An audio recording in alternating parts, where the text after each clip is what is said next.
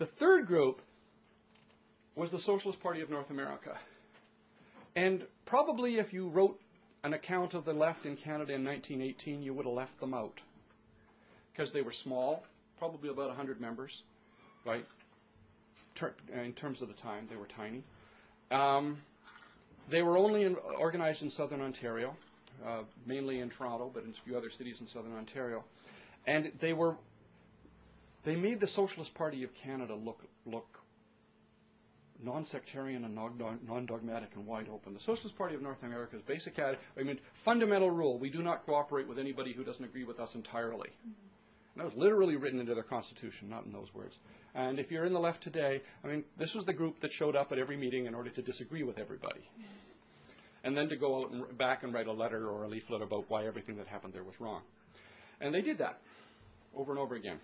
The reason they're significant is that that earlier than the other two and more profoundly than the other two, they radically changed.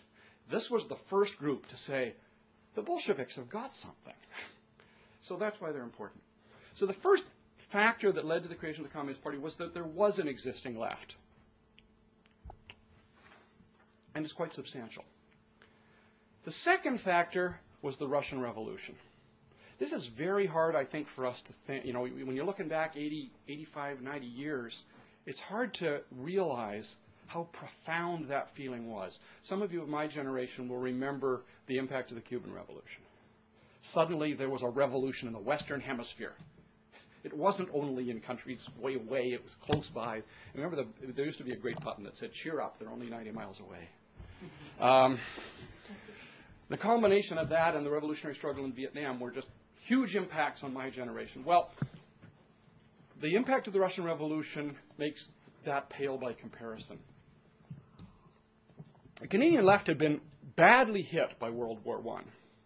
Most of the Canadian parties officially opposed the war, but they lost members, a lot of members who either dropped out, couldn't take the political pressure when there was a lot of attack. And you opposing the war, if you didn't get arrested, you would probably get beaten up. And the left went into serious decline for the early part of the war years. Suddenly, in 1917, November 7th by our calendar, October 25th by the Russian calendar, theory became reality. Suddenly, instead of just talking about a workers' government that would end capitalism, the Russian revolutionaries were building a workers' government that was going to end capitalism. And that was a huge, huge thing. It's just really hard, I think, to get our minds around how much they were shaken. But every single reminiscence, every single thing I've ever seen written down, every old socialist I managed to talk to in writing the book, and there weren't many still alive even when I wrote the book, said the same thing. And it didn't matter whether they were the British Labour Party type or the Socialist Party of North America type. They were all affected the same way. Malcolm Bruce, in 1917, was a member of the Socialist Party here in Vancouver. And one of my most prized possessions is some reminiscences that he left. And he wrote, "It was like a bolt out of the blue, like a blinding light, when the news came of the overthrow of the government by the Bolsheviks and the establishment of the Soviet Republic. There was a great uplift amongst the working classes. They saw that the working class rose in their might and took over the power of a powerful nation, and they wondered if it couldn't be done here. Charlie Lester, who was perhaps the greatest lecturer and propagandist they had in the Socialist Party, said, 'Malcolm, this is it! This is the beginning of the world revolution.' There were mass meetings and rallies in solidarity with the Russian Revolution everywhere in Canada. Churches had sermons about it. Even the most Trotsky's, the Bolsheviks and I'm trying to remember, I've lost the name, the Bolsheviki and World Peace, that's right. First book to get large-scale circulation from the Bolshevik leaders. First one to get wide circulation in Canada. It was reviewed everywhere from Forward, which was a socialist publication, to the Mail and Empire. The most right-wing of ultra-Tory papers, the kind of paper that makes the National Post look socialist. Everybody was enthralled by it, and the left was revitalized. The left now could say, we didn't know how it was going to happen. Now we got an example to follow. So that was factor number 2, a huge international event. And the third big factor was the gigantic labor upsurge of 1919. Once again, it's hard to remember what it was like, but the population of Canada has grown an awful lot since then. There has never been a year since 1919 when as big a percentage of the working class went on strike. We have never had another year since 1919 as big. We've had years with more workers on strike because we got way more people and more workers organized. But as a percentage of the industrial working class, we've never come close. Everybody has heard about the Winnipeg General Strike, or at least we all think we have. 35,000 people in the city of Winnipeg went on strike, which means, add in their families, they represented the majority of the city. And although the strike's demands itself were fairly limited, the implications of the event were profound. Because what you had was suddenly a city where nothing moved if the Workers' Strike Committee didn't say it could. The cops went on strike. The strike committee said, no, we think we need some. Go back, guys. And you got permission to work. The milk trucks went around with signs by permission of the strike committee. It was not, I don't want to exaggerate it, it was not that there was an alternative government, but there was pretty close to one. An astounding event.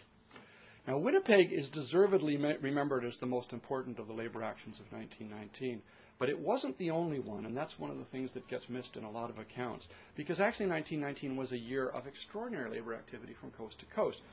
Workers across the country supported the Winnipeg strike, and they also struck for their own objectives. Here in Vancouver, there were actually 60,000 people went out on a general strike at the same time.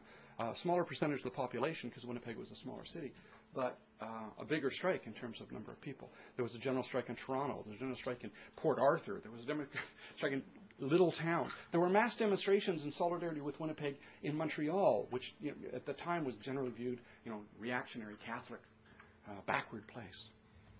Most of the leaders of these strikes were members of either the Socialist Party or the Social Democratic Party.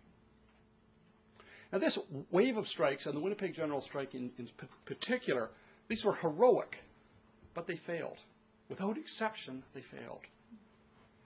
And the leaders of the strikes simply did not live up to the challenge of strikes that were shaking society. They really never got beyond thinking, well, this is a good strike. And thinking even in Winnipeg, even in terms of preparing the strikers for the possibility that they might get gunned down. Nobody, we're going to have peaceful marches, and I assumed that they would be able to do it. And this is despite the fact that they were members of Marxist parties and socialist parties. And what a lot of those people drew a conclusion out of this. They were in favor of socialism, and they were in favor of militant labor action, but they had no idea how the two related to each other. They had no strategy. They had no tactics. Their socialism was abstract. Talk about, we're going to have socialism.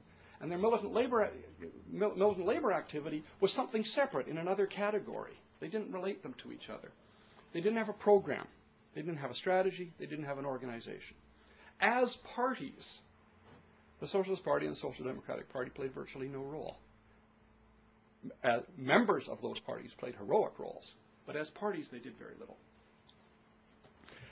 The defeat of the strikes of 1919 led to an enormous wave of introspection in the left, and the labor left in particular. And by the middle of the 1920s, many of the strike leaders had concluded that the real problem was they hadn't built a Bolshevik party like the Russians. And many of them formed or joined local communist groups. If you're looking for the washroom, it's around here. We should have pointed that out earlier.